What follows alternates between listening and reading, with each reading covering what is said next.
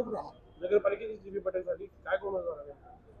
नगरपालिकेत सुरुवातीला आम्ही पत्रकार बंधूंना बसू द्या म्हणून आम्ही विनंती केली होती, पण त्यांना बहुतेक तिथं काहीतरी गैरकारभार करायचा होता म्हणून त्यांनी ठरवून आली होती की पत्रकारांना तिथं बसू द्यायचं नाही. आणि निवडणुकीदरम्यान त्यांनी प्रचाराचे मुद्दे मांडले होते.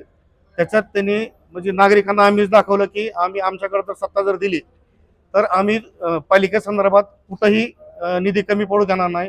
प्रत्येक ठिकाणी आम्ही आर्थिक तरतूद करू. शहर आम्ही सुंदर आणि स्वच्छ करू. शहरात अस्वच्छता तुम्हाला कधीच दिसणार नाही. त्यासाठी आम्हाला जेवढा काही निधी लागेल तेवढा आम्ही पूर्तता करायची आमची तयारी आहे. त्यामुळं आमच्या नगरसेवकाला तुम्ही निवडून द्यावं. आणि आज अशी परिस्थिती बघितली तर आज केंद्रात, राज्यात, नगरपालिकेला, जिल्हा परिषदमध्ये सगळीकडे यांची सत्ता आहे. आज 2-2.5 महिने झाले पालिका येऊन, तरी यांनी कुठंच आर्थिक तरतूद काय केलेली दिसत नाही. आज 140 कोटी निधी 140 कोटी नगरपालिकेला देणं आहे.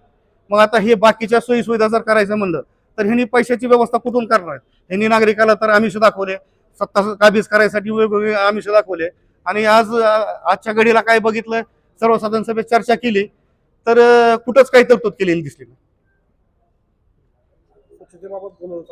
स्वच्छतेबाबत तर आज तुम्ही कदाचित पत्रकार बांधव फिरून शहरात बघितलं असेल तर जागोजागी कचरा नाल्या तुंबलेल्या आहेत, मोकाट जनावरं दिसायला लागली आहेत,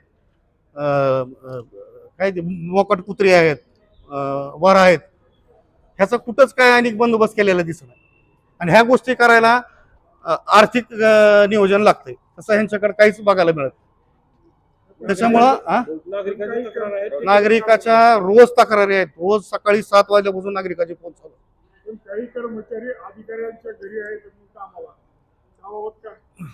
हो ना, आज 59 कर्मचारी जे आहेत म्हणजे परमनंट कर्मचारी आहेत पालिकेचे, ते आज काही कर्मचारी कलेक्टर बंगल्यावर म्हणजे 10-12 कर्मचारी कलेक्टर बंगल्यावर आहेत, 2 मुख्याधिकाऱ्याच्या बंगल्यावर आहेत, 1 SDMच्या बंगल्यावर आहेत.